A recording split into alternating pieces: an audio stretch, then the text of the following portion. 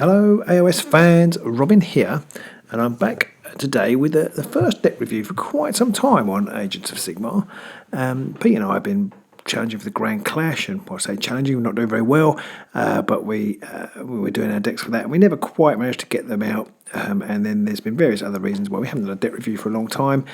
But this week, of course, Games Workshop have released the two new warbands, the Wormspat and the Mantrappers. I'm going to be taking the Mantrappers, and the idea is that Pete and I will play a few games with both of these warbands against differing warbands. First game is going to be Wormspat versus the Mantrappers, but the rest of that we're going to play different games, as though we were preparing for a tournament with our respective warbands, and try and evolve the deck and improve it and see what's gone wrong. So these are kind of deck reviews coming out in the next few weeks. Hopefully should be talking about the evolution of the deck, and you'll only see slight changes after today. So this is going to be more of a discursive look at why I've taken what I've taken, and whether I'm going to make a good Mantrappers deck or not, I don't know. I'm not overly confident with it. They don't particularly suit my playstyle, I don't think. I like to do some objective shenanigans. I like some push cards, although there are push cards in here. They are very obviously centered around Hrothgorn, because he is the man, literally. I mean, he's the new Mollog, really. I think the warband have got more about them, and obviously they've got the trap.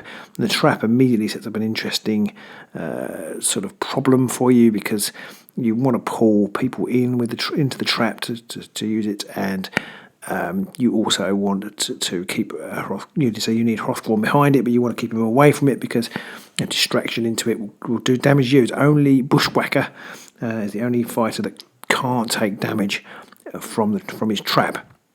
It sets up another interesting problem as well as to whether to play Martyred, because you're probably going to be charging Bushwhacker out on a limb, well, not charging literally, but moving out on a limb, sticking him up front, getting him out there to lay a trap, and then he's probably going to die.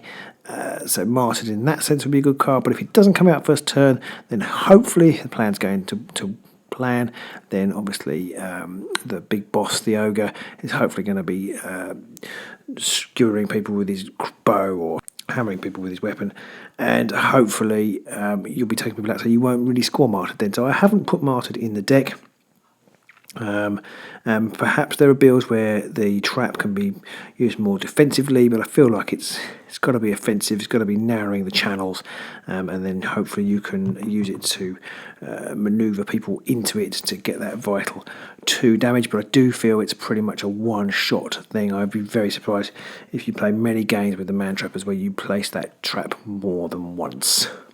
So let's have a look what we've got. I've tried to go for as many reliable surge cards as possible, because obviously, I mean, we all do that, really, don't we? It seems like a bit of a no-brainer to say it, but you want these. These are your bread and butter. These are your the glory that's going to generate quickly for you to place upgrades on your fighters, and particularly Hrothgorn, and you want to be able to do that as easily as possible. So there are 6, and I think they're pretty reliable. Now there is one possible problem which we'll go through, so we'll have a look at them. We've got calculated risk, which again, I mean, it's in most decks, isn't it? It's very reliable. It's in your hands to score it. There's going to be in this deck lethal hexes all over the shop, so you're going to get some calculated risks. It's going to be easy to score, I think. I'm doing my surge cards. So calculated risk. Now I've gone for Scorched Earth and Arm of the Everwinter after calculated risk. Now these basically do the same thing. They're subtly different. Scorched Earth is scored immediately if you remove an objective from the battlefield, and Arm of the Everwinter you can just flip a feature token or remove one from the board. So you could do that with spells, or just flipping, where Scorched Earth can only be done by removal. When I say spells, I didn't mean spells there. I was thinking of Abersofts I'm making, but obviously I can't have that. And there are a number of cards that I have got in the deck that can do that. So I've got 3 cards that can score those 2 objectives. Now, it's kind of interesting. I kind of feel like you do need to have 3. In some ways, I think you've got some redundancy built in there, so probably you're going to find you've got a wasted power card in the gambits. I have got Frozen Earth and more traps, and that's Hrothgorn and Bushwhacker respectively only cards, but they can enable you to flip objectives when you're either on them or next to them. So they're quite powerful, but they are restricted. And then finally there's leave nothing to chance, which is a universal one, which anybody can use. And again, it enables you to remove it from the battle. So you can't flip that one. You do have to remove it. In fact, Frozen Earth you have to remove, and frozen more traps you don't have to remove. You flip it, you can't remove it. But they will, so more traps won't enable you to score Scorched Earth, but the other two will enable you to score Arm of the Other Winter and Scorched Earth. So there is some redundancy there, and I'm never sure. It depends on what you're doing. I'm never sure whether you should have cards that are the same.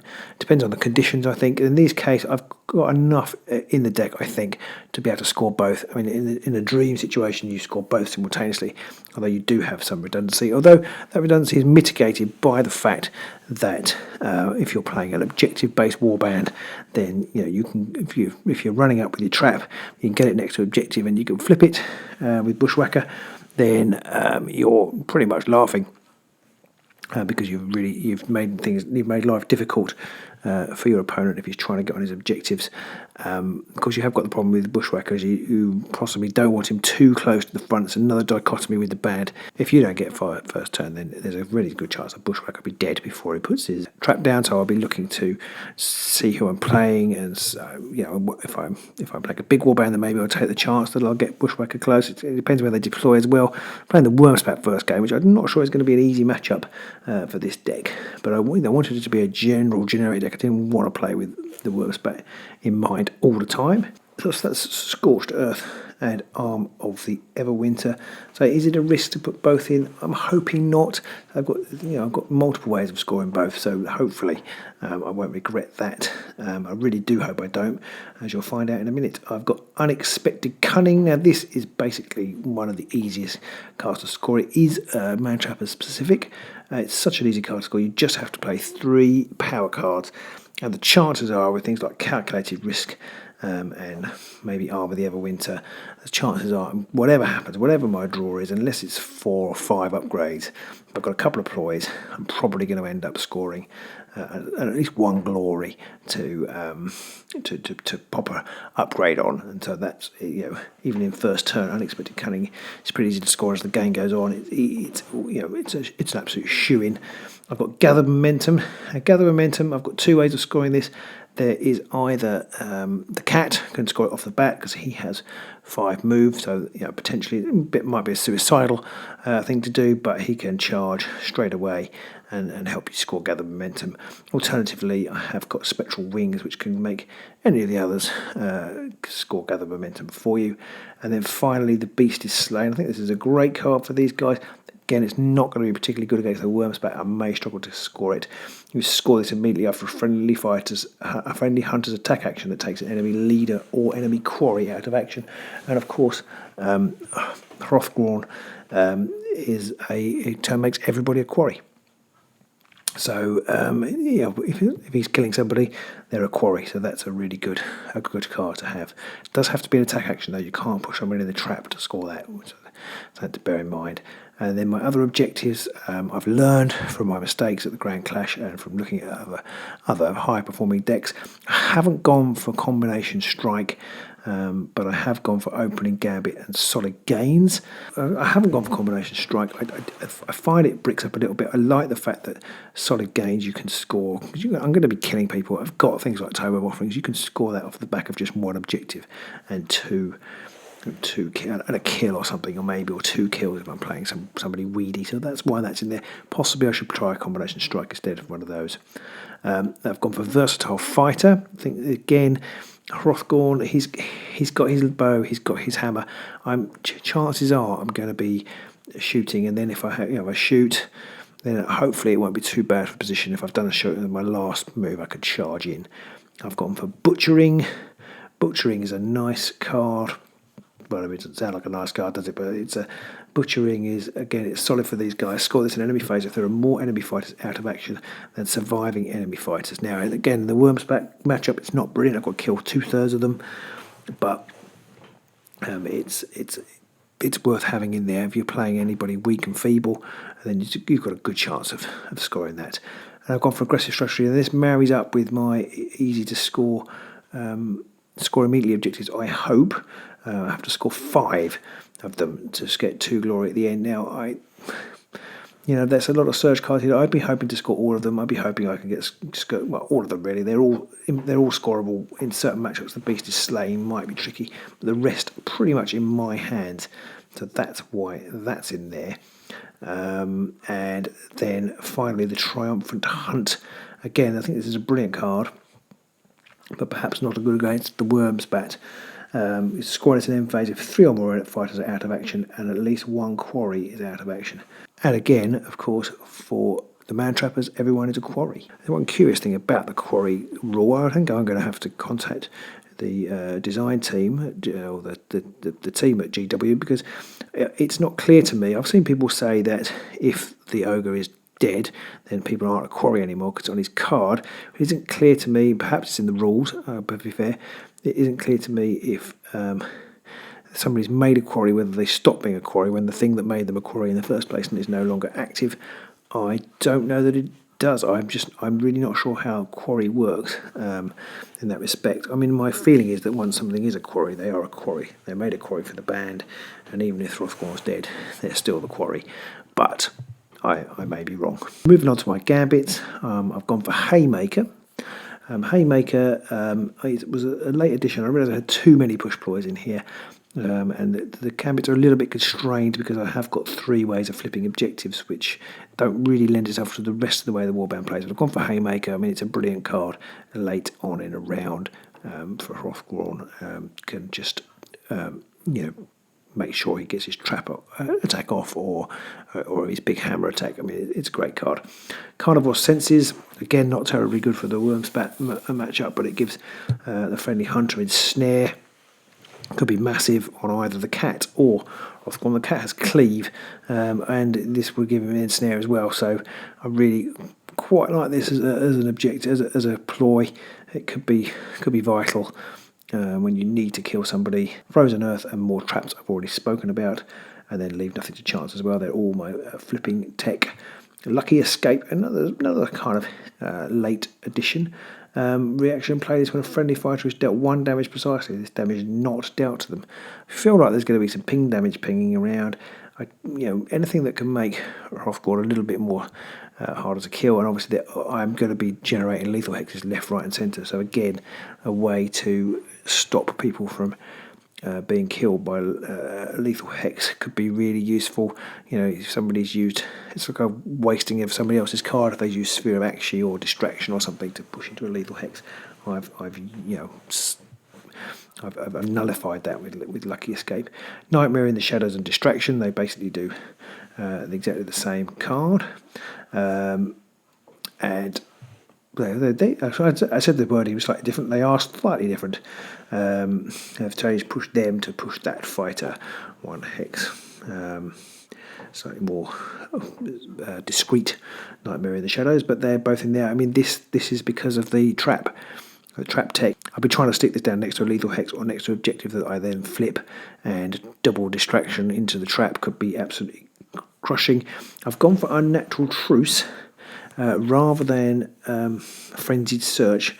It does. My opponent can draw her own card, but I can draw 2, and I preferred it to Frenzied Search because I'm trying to destroy objectives. I don't particularly want to stand on objectives to have to use Frenzied Search, so I've gone for Unnatural Truce instead. And it's a new card. It's always fun to try new cards.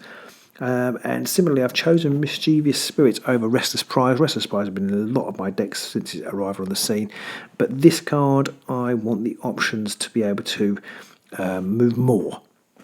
So this might make it just very easy for me to make one of them adjacent to me. They don't have to be adjacent to me. And I have also got Faneway Crystal, which could be really good for teleporting somebody good in, or an extra supporting fighter in or something. So I've gone for Mischievous Spirits to work in tandem with the destroy cards because they can be adjacent to. So if my opponent's on an objective, I can move something closer, move them off, as well as obviously it's got very useful properties for stopping things like supremacy. And then finally, Spectral Wings. The problem with this deck is being longboarded, I think, and Spectral Wings should hopefully mitigate some of that a little bit, and it's a bit of extra backup for Gather Momentum. More backup from Gather Momentum in my upgrades. You've got Fameway Crystal, and again, that's for the longboard setup, and because if for some reason I can't get on an objective nearby, or they've been flipped already and there's one in the backfield, then maybe I can Fameway onto it to bring in Scorched Earth or something.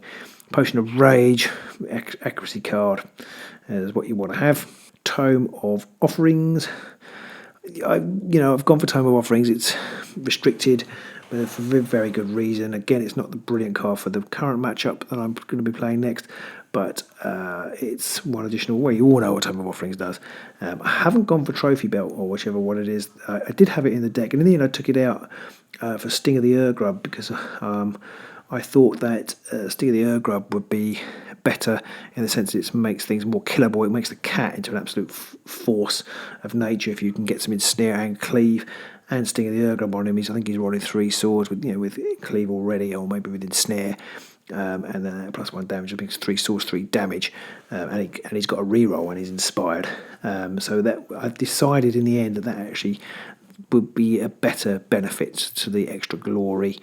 I know the Trophy Belt can be worn by, it's Trophy Hunter, isn't it? Trophy Hunter can be worn by either of the 2 hunters in the decks, but in the end I went for kind of a bit more reliability utility rather than glory cash.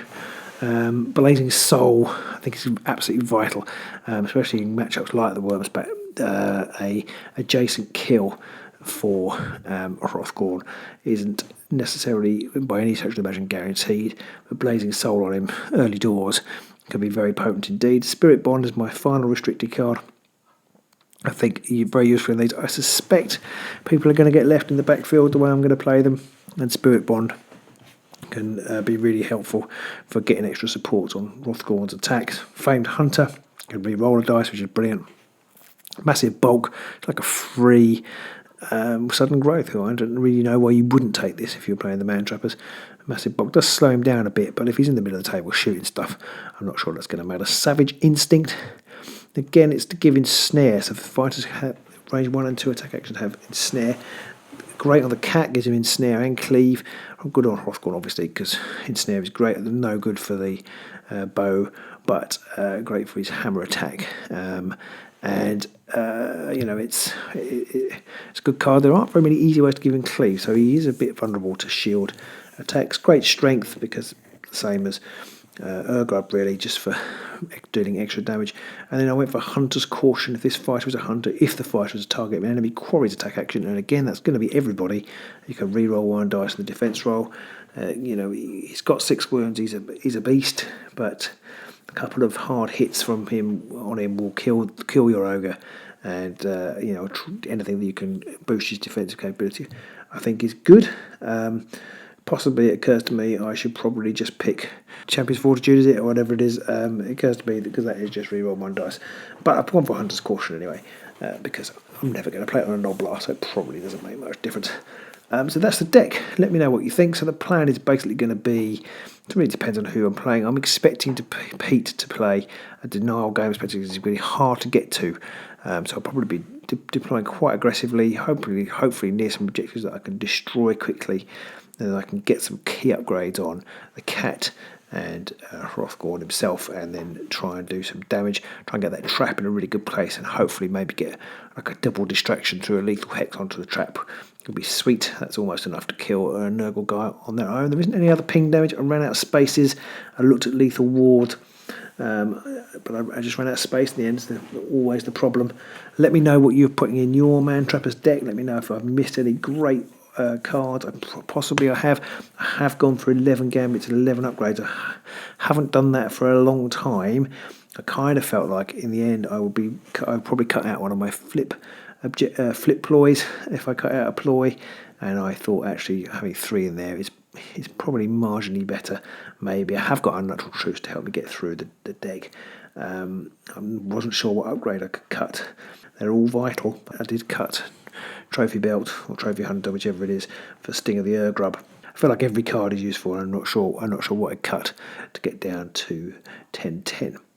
So let me know what you think of that deck. I'm quite pleased with it, and hopefully it will. I can see Pete off with it. So until the game, I hope you enjoy it. Might be a couple of weeks before it's out, but I thought I'd throw this out there with my first deck. Well, they're hot at the moment. By the time we play the game, they'll be slightly cooler, but they're hot. So let me know what you think, and we'll see you soon in the Beastgrave. Bye.